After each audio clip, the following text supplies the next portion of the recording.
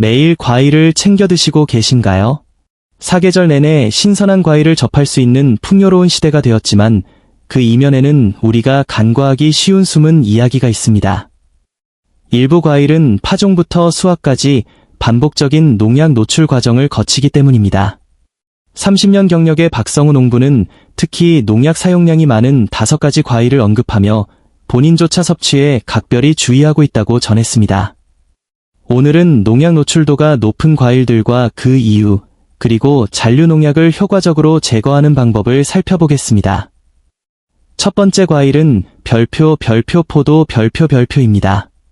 남녀노소 즐겨 찾는 포도는 사실 생육전 과정에서 거의 매주 농약을 살포해야 하는 과일 중 하나입니다.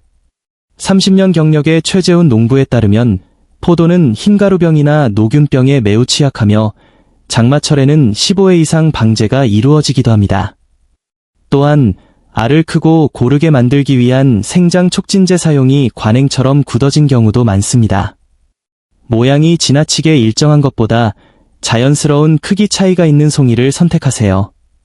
알을 먼저 따지 말고 송이째 흐르는 물에 씻은 후 소금물이나 베이킹소다물에 3에서 5분간 담가두세요. 이후 껍질 표면을 부드럽게 문질러 헹궈야 합니다. 두 번째는 별표 딸기 별표입니다. 화사한 색감과 달리 딸기는 수년간 잔류 농약 검출 상위권에 오를 만큼 주의가 필요한 과일입니다. 25년 경력의 이경수 농부는 딸기의 뿌리가 얇고 과육이 부드러워 곰팡이와 병충해에 매우 취약하다고 설명합니다. 실제로 시중 유통되는 딸기 중 다수에서 여러 종류의 농약 성분이 복합적으로 검출되기도 했습니다. 특히 딸기 표면의 미세한 구멍과 씨앗 주변 홈은 농약이 잔류하기 쉬운 구조입니다. 밭에서 딴 직후의 딸기를 바로 먹는 것은 위험합니다.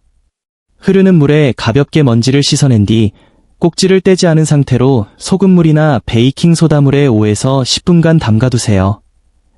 마지막에 손가락 끝으로 씨앗 주변을 세심하게 문질러 헹구는 것이 중요합니다. 세 번째는 별표 사과 별표입니다. 흔히 건강의 상징으로 여겨지지만 수확기까지 수많은 살충제와 살균제 처리를 거칩니다.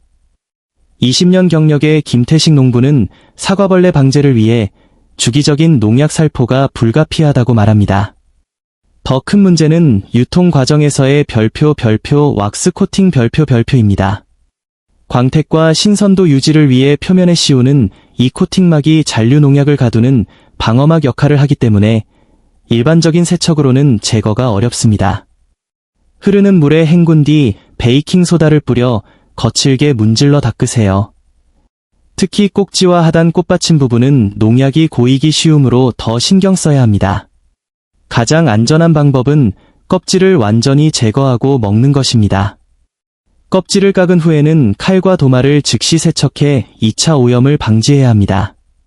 네 번째는 별표귤 별표입니다. 제주에서 35년간 감귤을 재배한 강민호 농부는 귤 역시 농약의 영향에서 자유롭지 못하다고 말합니다. 일부에서는 나무 껍질에 직접 약재를 주입하는 줄기 주사 방식을 사용하기도 하는데 이는 내부에서부터 병충해를 막고 당도를 조절하는 효과가 있지만 소비자에게는 우려스러운 대목입니다. 비록 껍질이 두꺼워 과육 침투율은 낮지만 껍질을 만진 손을 통해 농약이 입으로 들어올 수 있습니다. 껍질을 까기 전에 반드시 흐르는 물에 씻고 깐 후에는 손을 닦고 과육을 드세요. 진피 활용 주의 시 중에 일반 귤 껍질을 차나 잼으로 활용하는 것은 위험합니다. 보존제나 방부 처리가 되어 있을 수 있으므로 껍질을 활용하려면 반드시 유기농 제품을 선택해야 합니다. 마지막은 별표 리치와 롱안 별표입니다. 전구진 농부에 따르면 이 열대 과일들은 습한 환경에서 자라기에 살균제와 살충제 사용량이 많습니다. 특히 장거리 운송을 위해 껍질의 색상을 유지하고 부패를 막는 화학 용액, 아황산염 등에 담그거나 훈증 처리를 하는 경우가 빈번합니다. 껍질을 만졌을 때 가루가 묻어나거나 특이한 냄새가 난다면 보존 처리가 되었을 가능성이 큽니다. 물에 충분히 담가 헹군 뒤 껍질을 벗기세요. 불안하다면 위생 장갑을 착용하는 것도 방법입니다.